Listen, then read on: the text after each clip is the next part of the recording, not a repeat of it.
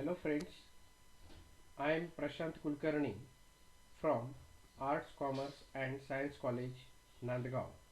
Today I deliver my lecture for various input-output devices, that is called hardware devices used in information technology. Here now see the image and its related titles. This image shows computer system and their peripherals. Peripherals means hardware equipments. Now we start from keyboard. Keyboard is an input device used to send the information into computer for processing.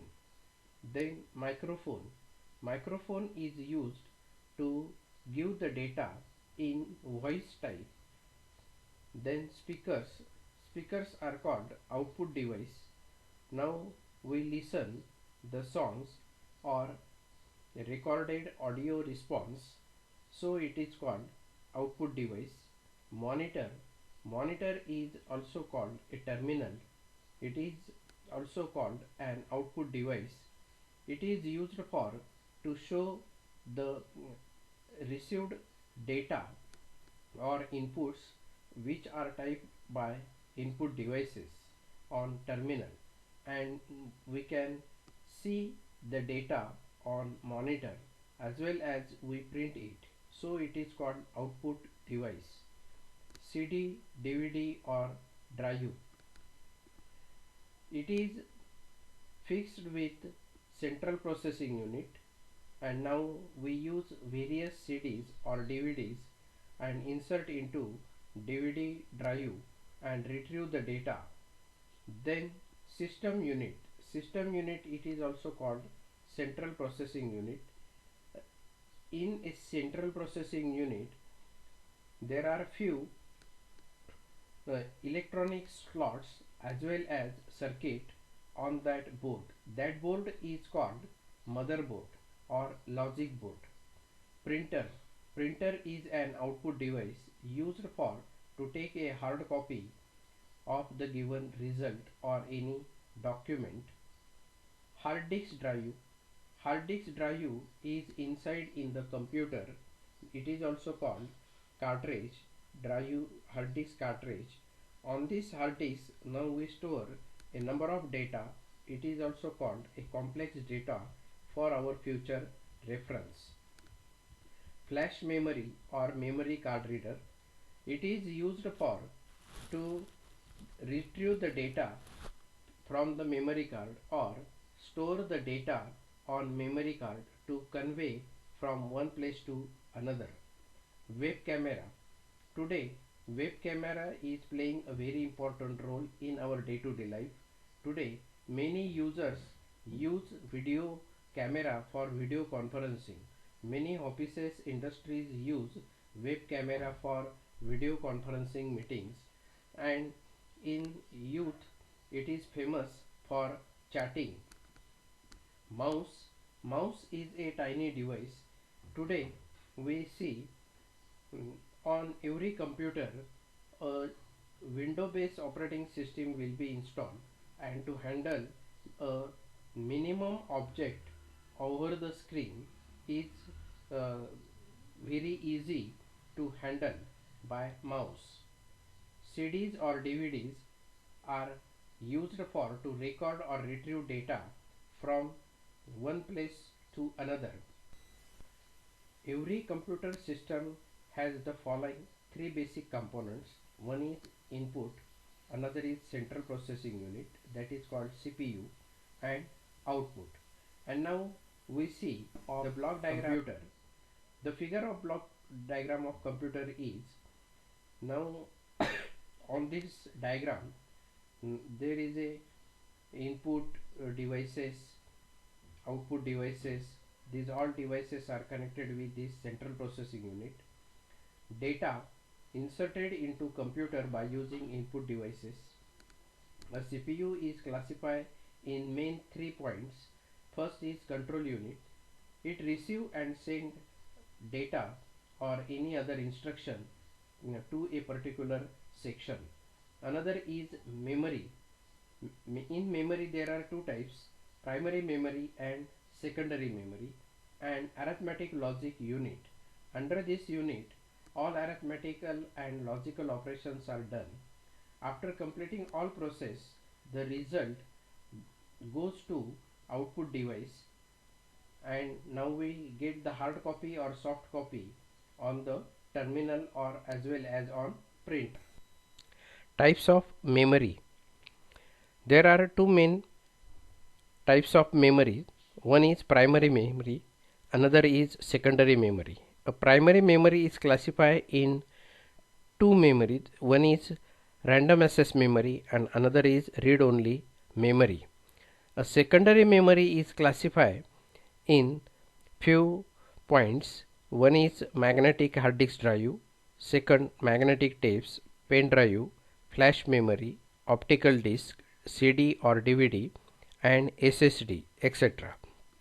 And now see the image. That image shows a memory. A memory is installed on logic board or motherboard inside in CPU. Here now see read only memory. Read only memory means a memory which is already provided from computer manufacturer. A computer manufacturer provide a particular program that is called BIOS. BIOS. It is called basic input output system. In this memory, a instruction is already given to computer. When we start a computer, then every time computer check the connected input and output devices.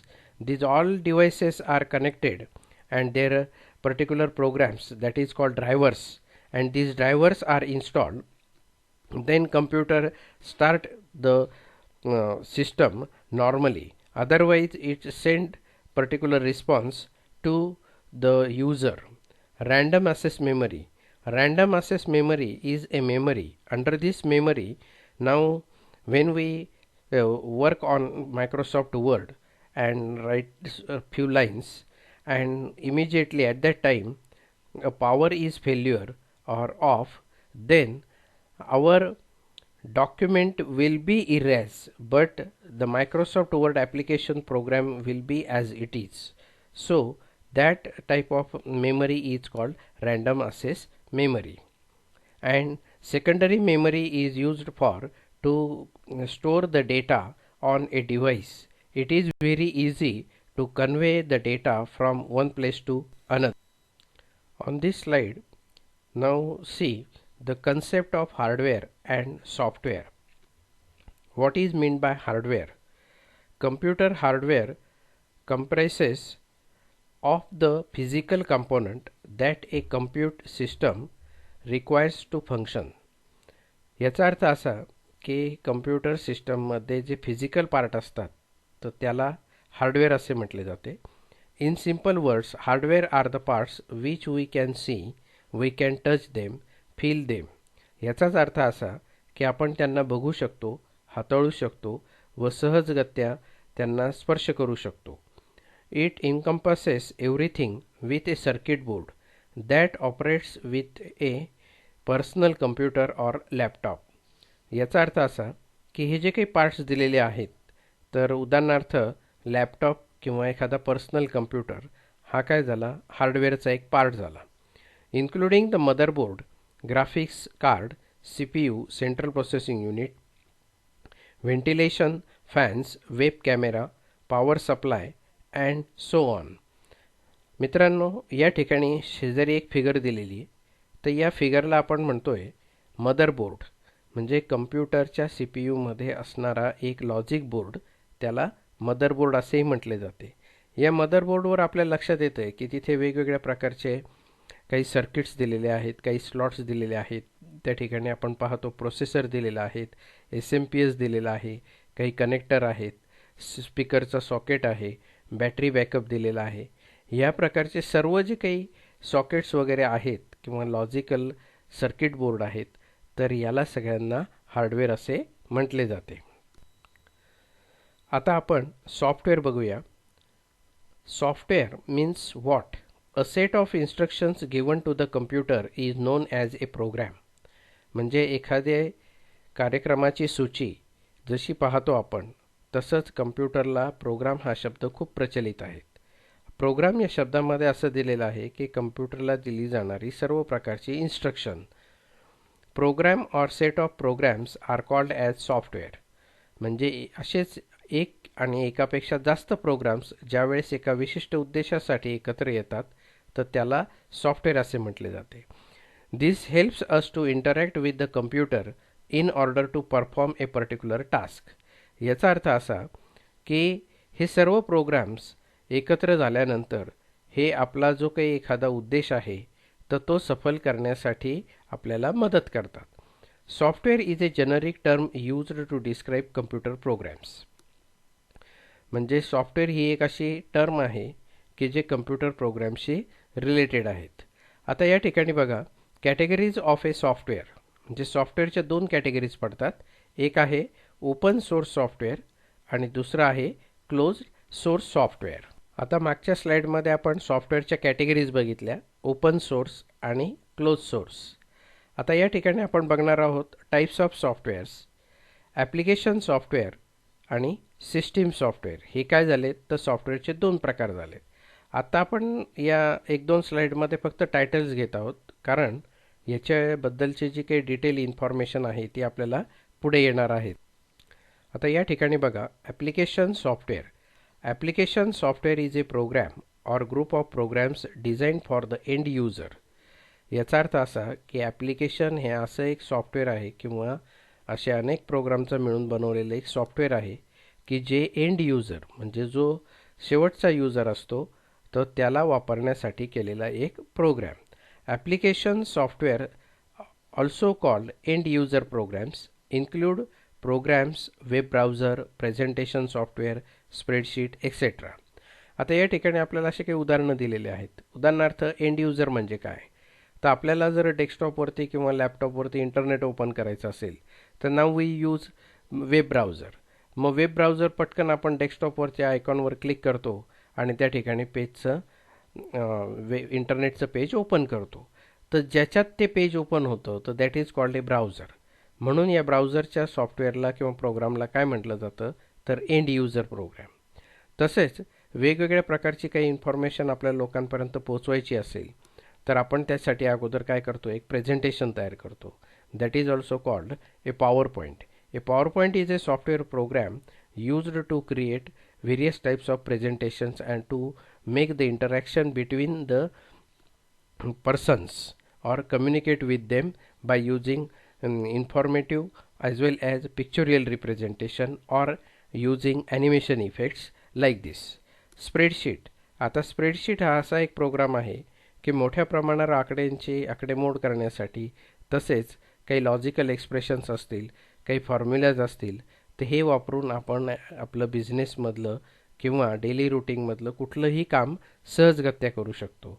So that type of programs is called an application software. आता या ठिकाणी बघा, system software. System software is a set of instructions required for a computer to work. म्हणजे system software हा एक असा programme आहे की तो कम्प्युटरला इन्स्ट्रक्शन प्रोव्हाइड करतो. बरोबर. त्याच्यानंतर पुढे बघा, आता for example Linux operating system is a program that allows different applications and various components of hardware such as monitor, printer, mouse, keyboard etcetera to communicate with each other. म्हणजे याचा अर्थ असा झाला की लिनक्स नावाची जी एक ऑपरेटिंग सिस्टीम आहे, एक उदाहरण म्हणून, तर त्या ठिकाणी आपण पाहतो की जे काही वेगवेगळ्या प्रकारचे इनपुट किंवा हार्डवेअर डिव्हाइसेस आहेत तर अशा हार्डवेअर डिव्हाइसेसबरोबर इंटरॅक्शन साधण्यासाठी किंवा कम्युनिकेशन करण्यासाठी चा जो काही प्रोग्राम लागतो तर that program is called system software. Now let us understand more about an operating system. आता आपण ऑपरेटिंग सिस्टम संदर्भात अजून माहिती बघूया. A computer would not be able to function correctly without an operating system. म्हणजे याचा अर्थ असा होतो की कम्प्युटर हे स्वतःहून कुठलीही गोष्ट करू शकत नाही किंवा ऑपरेटिंग सिस्टीमशिवाय तो सुरूच होऊ शकत नाही. An operating system is a software program that empowers the computer hardware to communicate and operate with the computer software. म्हणजे ऑपरेटिंग सिस्टीम हे एक असं सॉफ्टवेअर आहे की त्या कम्प्युटरमध्ये असलेले जे काही प्रोग्राम्स आहेत किंवा काही हार्डवेअर इक्विपमेंट्स आहेत तर यांच्याशी कम्युनिकेशन घडवून आणण्याचं काम हे ऑपरेटिंग सिस्टीम करतं. It is also called a mediator between user and output devices as well as system devices. The operating system boots up the computer and makes sure that everything is operational. याचा अर्थ असा होतो, इथे बूट शब्द आलेला आहे. तर बूट याचा अर्थ असा होतो की ज्या वेळेस आपण कम्प्युटर स्टार्ट करतो तर स्टार्ट केल्यानंतर कम्प्युटर काही वेळ प्रोसेसिंगसाठी लावतो. तर ती जी काही वेळ असते तर त्या वेळेला बूटिंग असं म्हणतात. याचा अर्थ असा होतो की ज्या वेळेस आपण कम्प्युटर स्टार्ट करतो त्यावेळेस कम्प्युटर हे त्याच्याशी कनेक्टेड असलेले सर्व हार्डवेअर डिव्हाइसेस व त्याचे इक्विव्हॅलंट डिव्हाइस ड्रायव्हर्स बरोबर आहेत का नाही हे तो चेक करतो. The operating system is also what runs the cell phone and most of the electronic devices. आता आपण जर बघितलं काही फोन वगैरे असतील काही इलेक्ट्रॉनिक डिव्हाइसेस असतील तर या डिव्हाइसेसला काय दिलेलं असतं तर एक छोटासा प्रोग्राम दिलेला असतो. म्हणजे ज्यावेळेस आपण तो स्विच ऑफ करतो सेल फोन आणि परत स्टार्ट करतो तर त्यावेळेस तो काहीतरी प्रोसेस करतो. याचा अर्थ असा की त्या ठिकाणी ऑपरेटिंग सिस्टीमचे फंक्शन्स रन होत आहे. म्हणजे सर्व ॲप्स असतील त्या डिव्हाइसेसला जे काही सेटिंग असेल बाय डिफॉल्ट तर हे सर्व चेक झाल्यानंतरच सेल फोनवरती आपल्याला त्या ठिकाणी वेगवेगळे सिग्नल व रेडी असल्याचा मोड हा आपल्याला पाहायला मिळतो.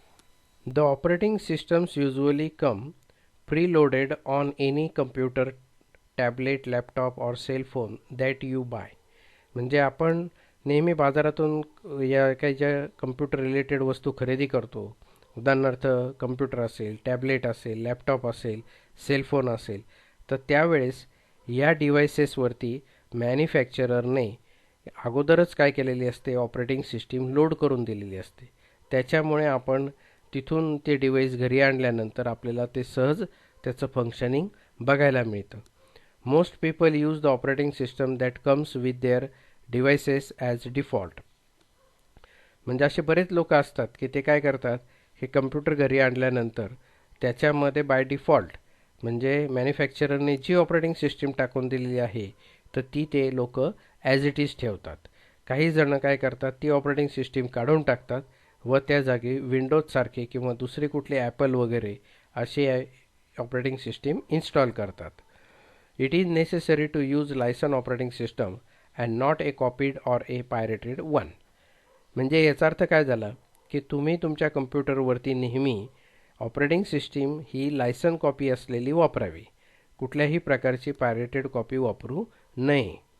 There are many open source operating systems available on the web which are freely downloaded. It is available to use those operating systems instead of pirated ones. म्हणजे इंटरनेटवरती असे डाउनलोड करता येण्यासारखा फ्रीमधले ऑपरेटिंग सिस्टीम्स आपल्याला उपलब्ध आहेत. आता इथे ओपन सोर्स असं म्हटलेलं आहे. मग ओपन सोर्स याचा अर्थ काय झाला की आपल्याला सहजगत्या त्या डाउनलोड करता येतात व आपण त्याच्यामध्ये एडिटिंग किंवा वापरू शकतात किंवा आपण एका ठिकाणाहून दुसऱ्या ठिकाणी दुसऱ्या व्यक्तीला देऊ शकतो. त्याला ओपन सोर्स असं म्हटलं जाते. आता इकडे लक्ष द्या विद्यार्थी मित्रांनो, हे इथून सर्वात महत्त्वाचं आहे की ज्याची सहज आपल्याला माहिती नसते. Operating system for personal computers. तिथे आता एक शब्द दिलेला आहे डॉस. याला म्हणतात डिक्स ऑपरेटिंग सिस्टम. आता डिक्स operating system was the dominant operating system for micro computers in the 1980s and the early 1990s. म्हणजे 1980 आणि 1990च्या कालावधीमध्ये जे पूर्वीचे कम्प्युटर होते मायक्रो कम्प्युटर्स वगैरे तर त्या ठिकाणी या डिक्स ऑपरेटिंग सिस्टीमचा वापर केला जायचा. For working with DOS the user needs to know how to input the commands using the command prompt window. याचा अर्थ काय की त्यावेळचे कम्प्युटर जर वापरायचे झालेत तर त्या ठिकाणी एक कमांड प्रॉम्प्ट असायचा आणि युजरला प्रत्येक गोष्टीसाठी प्रत्येक वेळेस कमांड द्यावी लागायची आणि ती कमांड ही प्रत्येकाला लक्षात ठेवणं गरजेचं होतं.